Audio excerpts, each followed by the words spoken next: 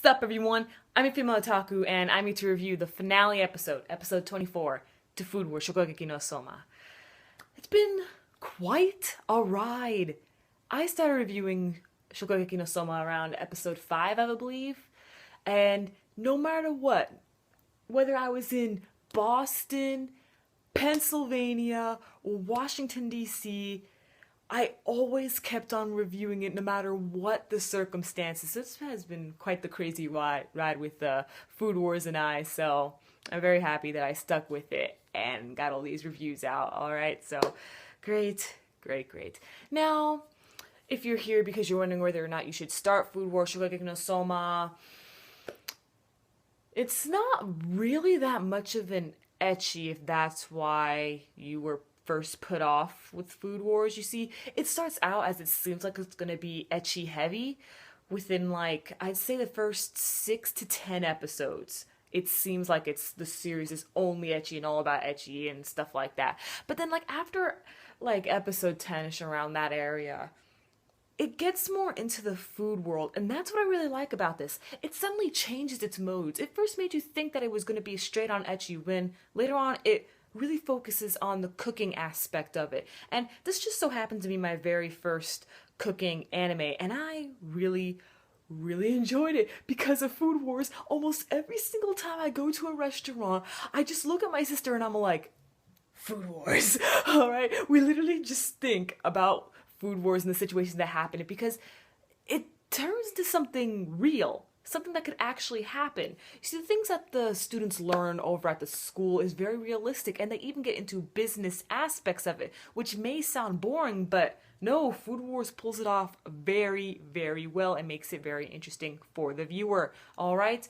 So that's what I really liked about it. And not only that, but if you did not know, there was this one episode where they were making this dish called a karage, and I went over to a Japanese food market and I didn't really know what to get. I saw karage on the menu, tried it, so good. So good. Alright? And for those of you who don't know, like I said, if you're like still here just for the recommendation part, the recipes and stuff are legit. They're all real, alright? The person who was working on Food Wars, like the manga and stuff, worked with a professional Japanese chef, okay? And so this is really more like a tournament style anime, okay? So if you're into Iron Chef, stuff like that, okay, you're probably going to enjoy this as well, alright? It gets pretty intense at some points, and yeah.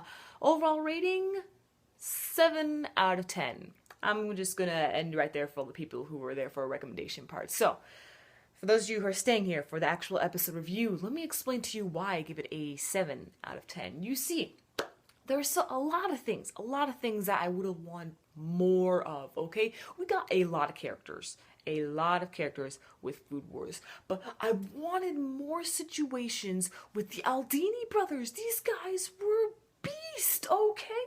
Their introduction was so boss, and how they said that they were gonna have a Shokugeki, which, by the way, they only had, I think, about 2 official Shokugekis. Everything else was more of, like, you know, tournament stuff like that. And to think that it's called Food Wars Shokugeki no Soma, you figured that they'd have a lot of Shokugekis, but they didn't. But anyway, so I want more of that Aldini brothers. These characters were great. Love the personalities. Love what they can do.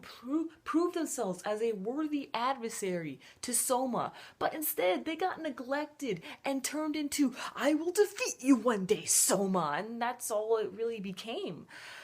Let's see. I think that the Indian guy was introduced a bit too late, because we also see that he is a worthy adversary, alright?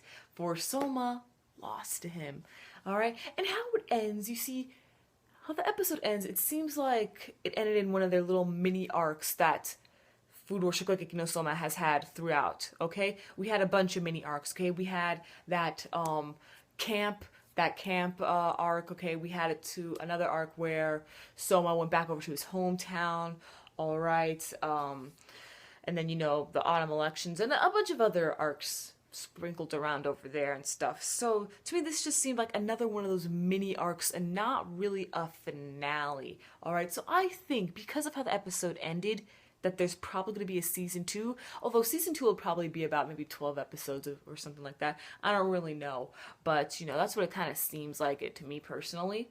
And I want more Nikumi, because Nikumi is best girl to me. I love her a lot, all right? I wish we got to learn more about the characters of Polar Star, all right? And Erina, get this girl out of here. No one likes her.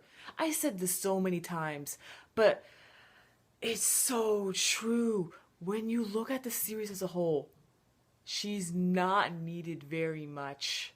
Like, close to none, she's not really needed. And they kind of hinted that she would be important because she seems to know Soma's dad, but they didn't really dive into that so much, so it's just like, okay. So, Erina, get her out. Get her out. She's so annoying. Like I said, no one likes her. I've asked you guys this before. You all say the same thing. She's annoying. Get her out of here. Oh my gosh. Very irritating. Very, very irritating. But yeah, so that's my overall thoughts with Food Wars Shokugeki no Soma. 7 out of 10. I hope we get a season 2 for that. Will probably get more arcs in there and, find out who the people who will be in the Elite 10 and stuff. Plus, I know the manga is still ongoing and stuff like that. People are all like, it's intense, so yeah. Catch me tomorrow as I review the finale to Charlotte and the finale to Durarara, the second arc. I'm your female otaku. Sayonara.